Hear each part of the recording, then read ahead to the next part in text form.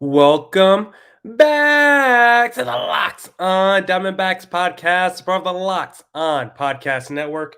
Your team every day listening to the always charismatic host of this podcast, Millard Thomas. I'm a multimedia journalist and I'm a graphic designer, so please go check out my website, millardthomas24.myportfolio.com. On there you can see all my latest work, from my packages to my articles to my photos and my graphic design. If you want to see more content by me, just follow me on Twitter at CreatorThomas24 for my personal account, or just look up Locked On Diamondbacks on both Twitter and Instagram for the podcast handle. But what are we talking about on today's show? Well, we are discussing a little topic I threw together today. It's called rebuild or retool. Should the D-backs rebuild this offseason? I'm talking about full-scale Astros level rebuild because let's face it, they've been pretty bad the last couple of years. Or should this team just retool? This was the team that had 80 plus wins just back in 2019, 2018. It wasn't that long ago. This team was competitive. So should this team rebuild or retool this offseason? And we're going to get into all that on today's pod. But before we jump into today's pod, I first want to say thank you for making Locked On Diamondbacks your first listen every day. I would not be doing this podcast without you, the listener, sharing, subscribing, reviewing, doing all that so I could do this podcast for you. Thank you. It's free and available on all platforms. But now let's jump right into the Locked On Diamondbacks podcast.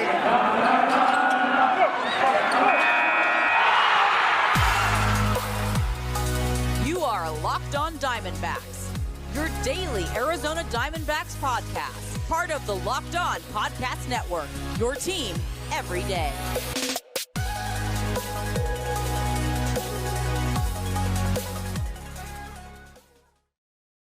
Welcome back on the Locked On Diamondbacks podcast. I'm not sure if my mic was picking up my audio that first time through for the intro. It might have been the my MacBook microphone. I am on a new laptop, so if you think the audio is better, if you think the picture is better, if you're watching on YouTube, because I upgraded to a MacBook over Christmas. Thank you, Mama, for upgrading my laptop. So I think I didn't fully update all the software or make my full round of edits before.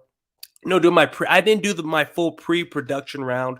I assumed it was already on the default settings. I guess it wasn't. So I'm sorry if it was the MacBook audio microphone that was picking up for the intro, but now I have switched it over to the Yeti mic, so we should be good to go because I got a lot I want to talk to you guys about today when it comes to.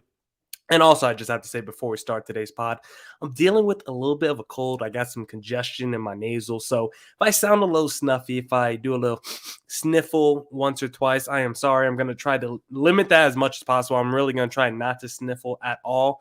I'll probably have to hit the mute button a couple times if I want to sniffle. So I got COVID tested yesterday, so I'm awaiting the results. But I'm pretty confident it's a non-COVID illness that I just have a common cold. So we'll see what happens. But I have to be healthy for this pod because I am doing a pretty broad topic today on the D-backs. Should the D-backs retool or rebuild? I think this is a fascinating question for the D-backs because they are kind of in a crossroads right now. This was a team, 2017. They made the playoffs, 2018, 2019, 80 plus wins. But you look at the last two seasons, they've probably been the worst team in baseball the last 2 years. You look at 2020, that shortened season, absolutely terrible. And then until the last day of the season, they were the worst team in baseball. Of course, they had to walk it off the last day to mess up their chances at the number one overall pick. But this team has been pretty weird the last few years. Good 2018, 2019, 2017, bad the last 2 years. So does that mean the D-backs should just enter this offseason after the lockout, just go for a full-scale rebuild like the Houston Astros, or should they just retool and build around their core? Well, let's first answer that first question. Should this team rebuild? I want to first start with that perspective and that angle. And I think the first question we have to ask ourselves as D-backs fans are, where are they in the grand scheme of things in the National League? The answer: they are currently bottom feeders. Like, no way around it. We know this D-backs team is one of the worst teams in the National League right now. In the short term, the Diamondbacks are clearly the fourth best team in the NL West, arguably the second best division in baseball after the AL East, who had 4 90-plus win teams last season. But does that mean the D-backs should just blow it up and try to build a contender in 5 years instead of trying to build at least a playoff roster in the next 2? Well, That's the question we have to ask ourselves, because the Dodgers, they're a team that can reshuffle their deck anytime. They can acquire all-stars through free agency, trades, and they're also great at developing their own talent. Like, we have to give the Dodgers credit. Like, they know how to develop in-house talent, which is something the D-backs have struggled with a bit, which we're going to talk about later. It's hard to expect the best team in the NL over the last decade to just fade in the background over the next few. So it's hard to imagine the Dodgers going anywhere. And when we look at some of the ages of the players on the Dodgers roster, here are some players on the Dodgers roster who are 28 or younger. You got Trey Turner. Some of these guys might have turned 29 this year. I think of Trey Turner. But Trey Turner, he's like 28, 29-ish. Will Smith is definitely under 28. Cody Bellinger. Mookie Betts might have turned 29, but he's right there in the mix as well. Walker Buehler, Julio Urias, Dustin May. Like, that team isn't going anywhere.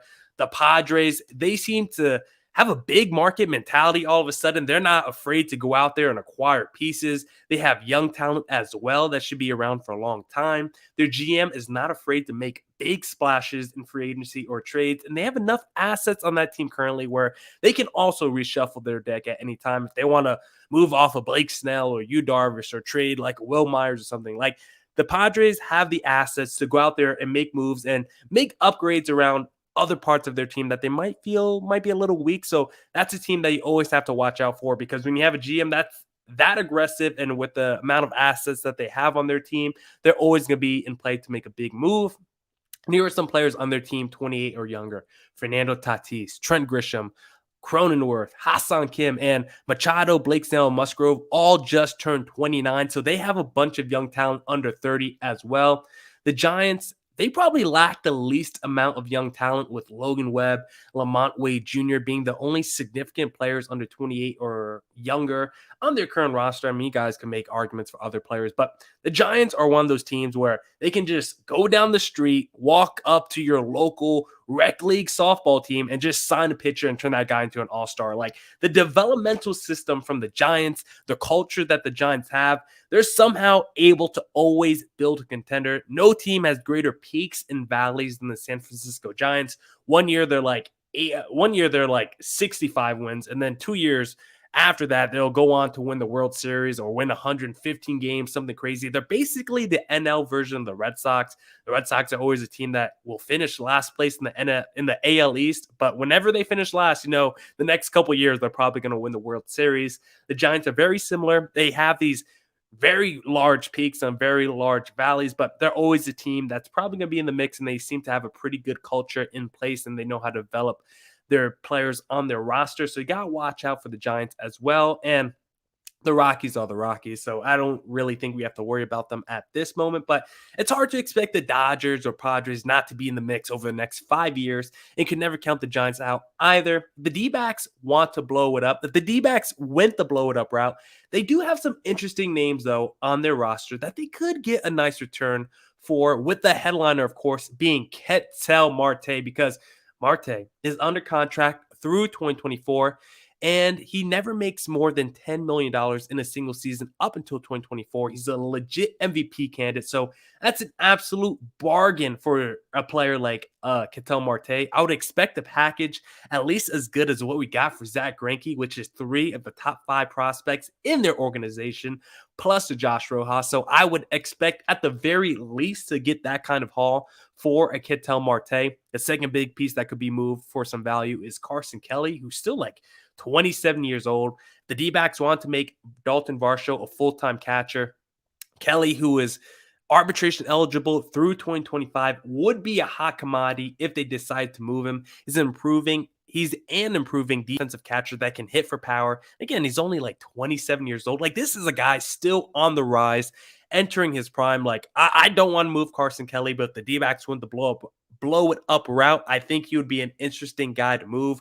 Then you have players like Christian Walker, David Peralta, and Merrill Kelly, who probably won't net you much of a return, but excuse me, had a little burp there, excuse me.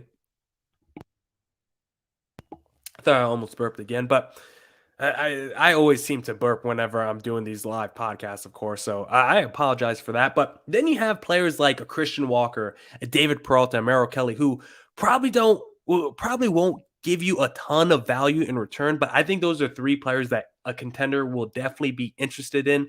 Your main core on the MLB level would mainly consist of a Dalton Varsho, a Zach Allen, with the hopes of some combination of a Josh Rojas, a Pavin Smith, a Taylor Widener, Luke Weaver, Tyler Gilbert to take a leap. Just some combination. If 2 of those 6 guys hit, then I think the D-backs might be happy. If half of those guys hit, I think the D-backs might be happy. And then you pray. You pray hard for guys like Corbin Martin, the J.B. Briskakises, the Jordan Lawlers, the Corbin Carrolls, the Alec Thomases, etc., that they live up to expectations as well. Because if you're blowing up this roster, pretty much the only guys who are going to be left are dudes 25 and younger. So you're going to have to pray that you get your developmental system right and you can improve these guys, progress these guys, and hopefully get these guys to their ceiling.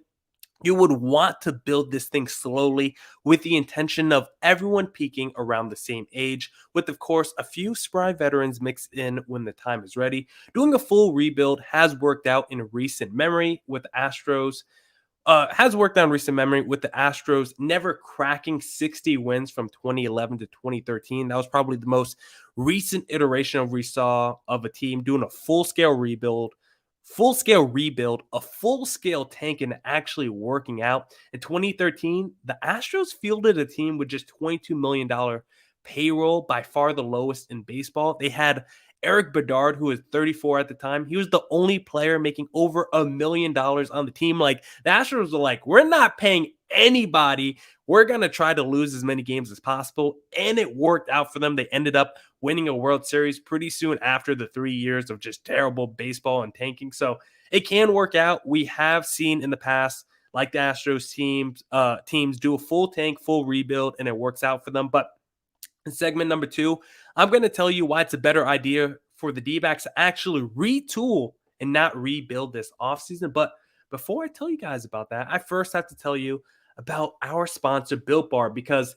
it's the new year. So that means New Year's resolutions. If yours is about getting fit or eating healthier, make sure you include Built Bar in your plan. Built Bar is the protein bar that tastes like a candy bar, maybe even better than a candy bar. Built Bar makes it easier to stick to your resolution because it tastes so good, you will want to eat more of it. Unlike other protein bars, which can be chalky or waxy or taste like a chemical spill, the Built Bar is absolutely delicious. You want to eat healthy, but it just gets so boring. By like week 3, you might be thinking, this is just not worth it. Where's the chocolate?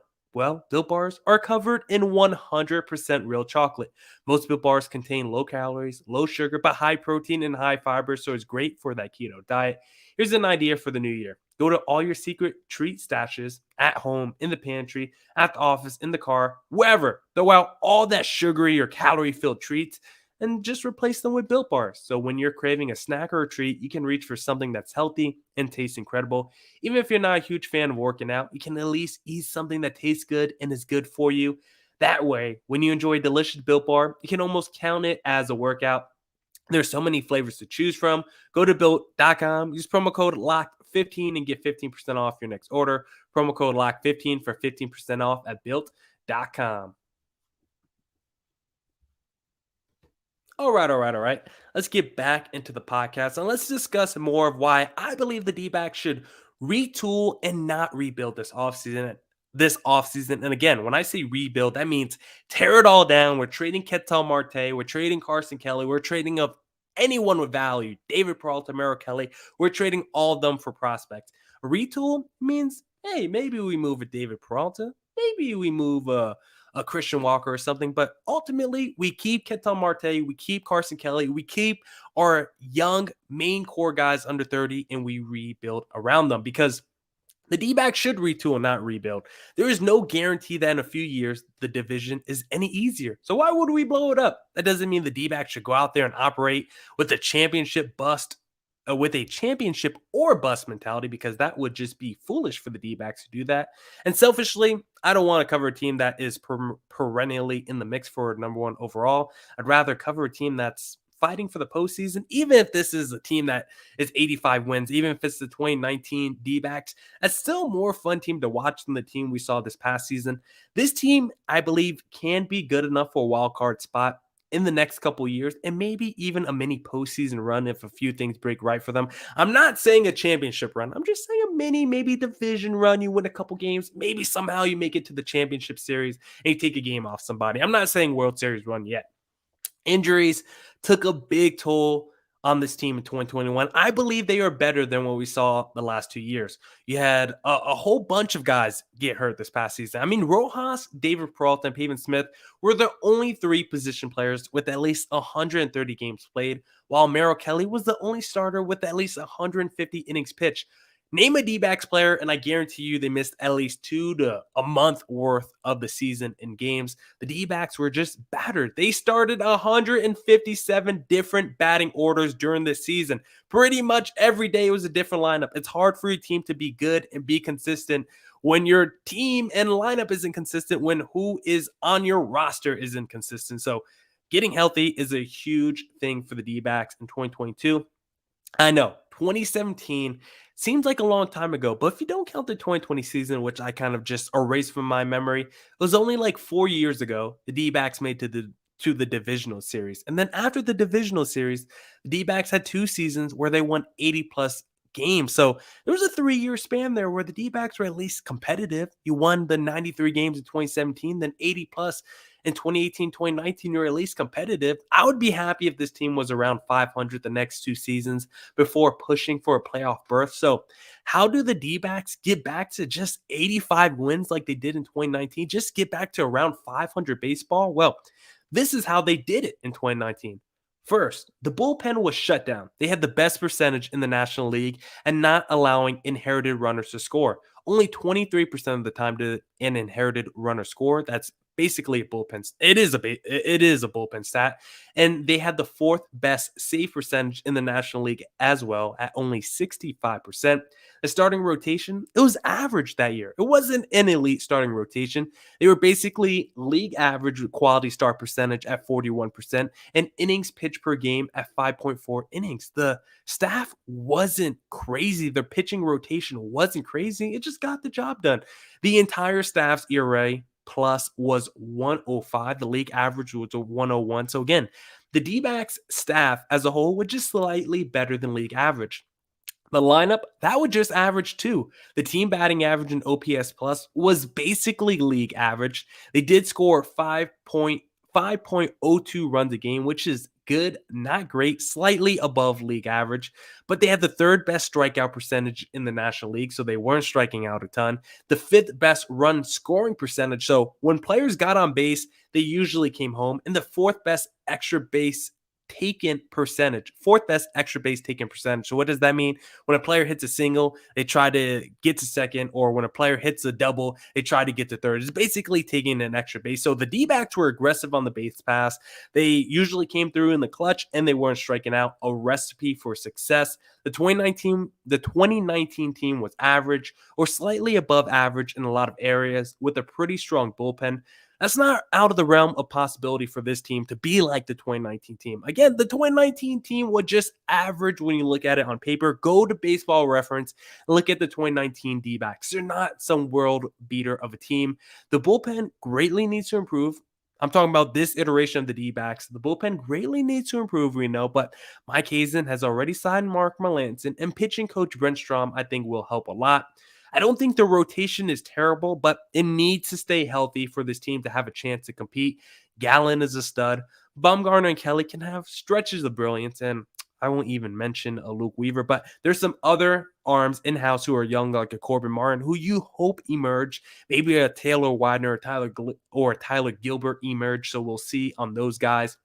In the lineup, could definitely use some more juice as well. But again, if some of these guys stay healthy, like if we get a full season from Dalton Varsho, if that second half continues, a full season from Carson Kelly, a full season from a Ketel Marte, like that's 3 guys right there that could be pretty good offensive players. Not even pretty good, like damn good, like all-star level MVP type offensive players. I mean, Dalton Varsho, Carson Kelly, those are 2 guys that seem like they have all-star potential. And then Ketel Marte is a bona fide superstar. So having those 3 guys playing 150 games would be huge for this D-backs team, because they don't have a ton of talent and the talent that you do have, if they played a lot of games for your team, a full season worth of games for your team, it's going to help your team win a lot of games.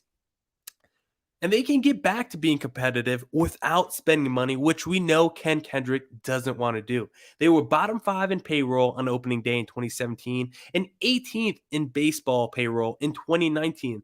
The D-backs have to be smart where they use their money.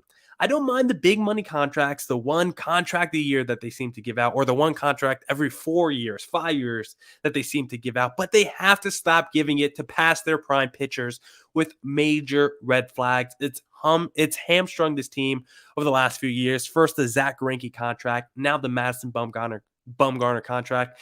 This team has to stop giving out those major contracts to past their prime pitchers, but they do that if they get some healthier seasons from some of their main players. I think this team can at least be average on paper and be around a 500 team next season. But there is one more reason why I think this team should not do a full-scale rebuild, and I will tell you about that reason in segment number 3. But first, I have to tell you about another sponsor of this podcast, BetOnline, because BetOnline has you covered this holiday season with more props, odds, and lines than ever before as football season continues its march through the college bowl season and the pro football playoffs.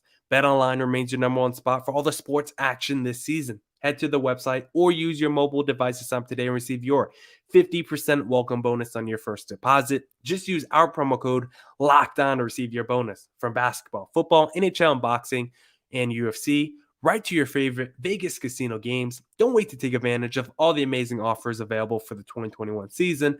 BetOnline is the fastest and easiest way to bet on all your favorite sports. So don't wait to take advantage of all their new amazing offers available. BetOnline, where the game starts. I feel like I didn't do my best BetOnline read right there. Some new copy. I could have done a better job probably. So we'll do a better job of that in the future. But we are now entering segment number 3, and I had one other reason why I think this D-backs team should not do a rebuild and just do a retool, because the other reason the D-backs can do a big rebuild like the Houston Astros is because they aren't very good at drafting or developing talent. Here are the D-backs' first-round picks since 2010. Let me scroll down my list real quick. Yeah, and some of these guys, I'm going to butcher their names because I've literally never heard of them. 2010, you had Barrett Lau. Who? That's a famous TikTok, so shout out to that guy who does the who TikToks. But 2011 was probably the best year of a draft that they had, because in 2011, they took Trevor Bauer, they took Archie Bradley, and they took Andrew Chafin. Of course, Trevor Bauer, he took some time to get going, and he was moved pretty early in his D-backs career. Archie Bradley was moved not too early in his D-backs career. He was pretty good. Andrew Chafin as well, but I don't think those two guys were really first-round picks. I mean, they were pretty good D-backs pitchers, but I don't know if they were first-round picks. 2012, they had Striker Trahan. I don't know who that is. Aaron Blair in 2013. Braden Shipley in 2013 as well. Two big busts. Tuki Toussaint. I don't even know how to pronounce that name. I've heard of him, but he hasn't been very good. Dansby Swanson in 2015. Very good draft pick. He was traded immediately. Anthony Greer. Who? 2017, Pavin Smith. Again, I like Pavin Smith, but has he lived up to being a first rounder? Not at all. 2018, Jake McCarthy made his debut in 2021. We'll see what happens. 2018 as well, Matt McClain. I've never heard of him. 2019, Dre Jamison. Never heard of him. 2019, Brendan Malone. He's not on the team. 2019, Blake Walston. He's still in the minors. And you also had Corbin Carroll in 2019. We won't do 2020 or 2021 just because it's so early in the D-backs career for those guys. They're still in the minors, so I won't really talk about those guys right now. So we'll move on from those guys, because Chafin and Archie Bradley were both good, but I don't think they lived up to being first-round picks. Trevor Bauer was moved pretty early in his career, like I mentioned before, and Dansby Swanson was moved immediately. Trevor Bauer did one season in a D-backs uniform and was moved after his rookie year. And then for comparison's sake, here are some players the Astros have drafted in the first round since 2010. George Springer, 2011. Carlos Correa and Lance McCullers in 2012. Kyle Tucker and Alex Bregman in 2015. That's just 5 all-star level players right there that the Astros have drafted basically in the last 10 years. The D-backs have nothing to show from their first round over the last 10 years, which is organizational failure. I feel like I didn't get that off as powerful as I want to. Organizational failure. I feel like I'm not saying it correctly. I don't know how I'm saying it, but there's a bunch of players that flash early in their D-backs career before falling off.